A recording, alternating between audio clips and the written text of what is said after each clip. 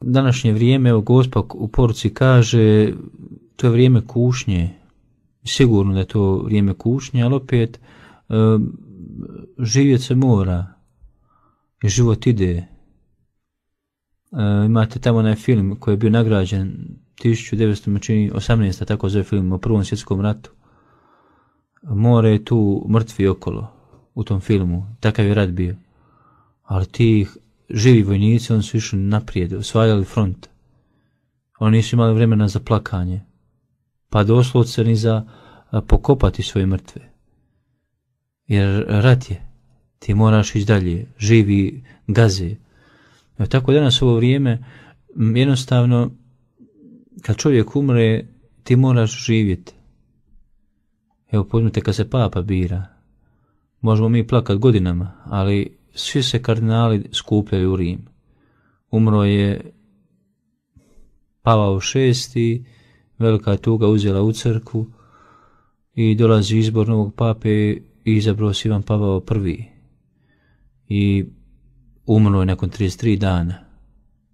Ne, možemo mi plakat, ali kardinali, ajmo mi nazad u Rim, ponovno biramo papu i dolazi Ivan Pavao II.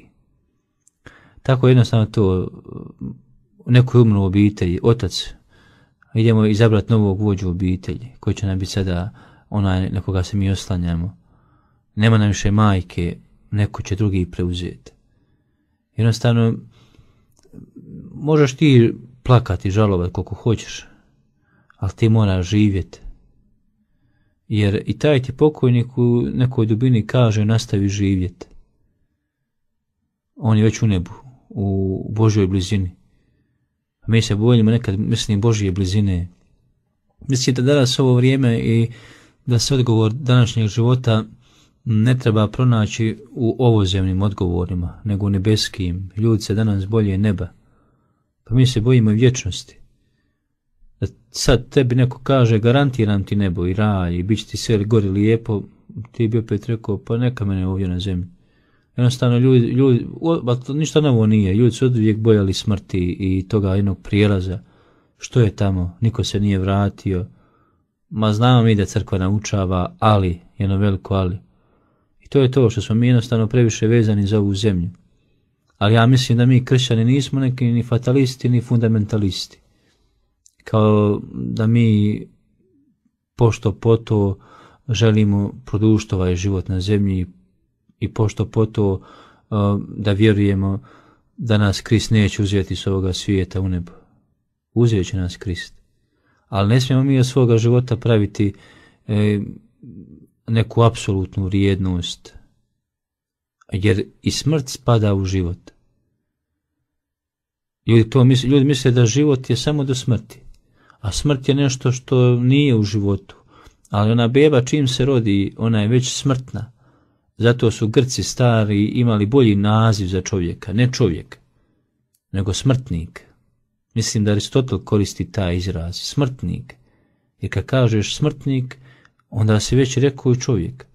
Ali danas ljudi kao da žele biti ljudi, a da nisu smrtnici. Kao da je kiša, evo sad, joj kako je vani lijepo sunce, otkud kiše? Kao da kiša nije sastavni dio vremena. Mi samo priznamo sunce. I za nas je samo sunce lijepo vrijeme. Ali evo, joj, nismo navikli na kišu. Ma kiša je dio vremena. I jesen je dio vremena, i snijeg je dio vremena. Tako isto smrt, ne možemo je smjestiti van života. Jesi već rođen, već si smrtan. Ona je već u tebi, ti si smrtnik. Da on kaže, baš tako, u pravu si, dobro mi došla sestrice smrti. Mislim, smrt su teške, to je uvijek jedan šok. I fraci su plakali za Svetim Franjom. Ali jednostavno, kaže, svečeva se duša, rastavi od njegovog tijela. I siromašni Franjo odlazi bogat u nebo. I ono jedno tijelo koje je već bilo i bolesno i obnevidio je, imao je problema cijeli život sa svojim tijelom, ono je kao juštura na kraju ostala. Pa ja ko svećenik zadnjih možda 20 dana bio sam na 10 sprovoda, a možda sam vodio od tih 10, 3, 4, 5 sprovoda. Pa se uvijek neko malo nagnem nad njim grobom i gledam doli onaj grob i taj lijes. I sam sebi da nešto kažem i osjećam to, ma ne završava to ovdje. Definitivno život ne završava u onoj jami, u onome grobu. Tek počinje. Pa tek počinje, jer ne može završiti ondje. Jednostavno ne može. I to je tako, ali jednostavno svako rađanje je bolno, pa kao i umiranje.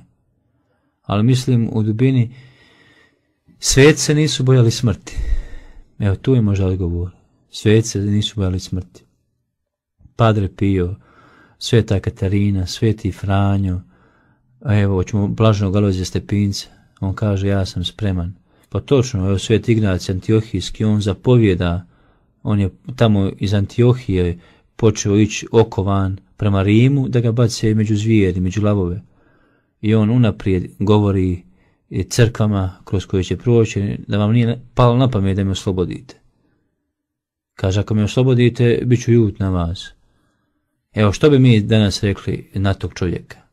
Da danas takav jedan čovjek se pojavi, svi bi rekli, to je obični luđak, a to je Ignacij Antiohijski.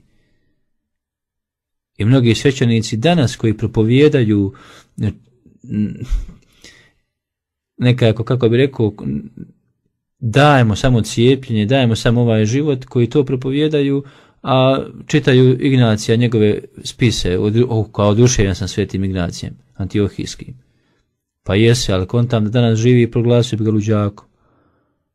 Znači oni su ga htjeli kršćani dočekati kao mala otmica Ignacija od malo rimskih vojnika, ali ne, kaže Ignacija, ko to učini, kaže, moj će dušu ražalostiti. I kaže, ja želim, uživam, sad kad dođem, kaže, u arenu, kad me bace među zvijeri, među lavove, oni će me smrckati i ja ću, kaže, postati brašno Božje za kruh, za hostiju.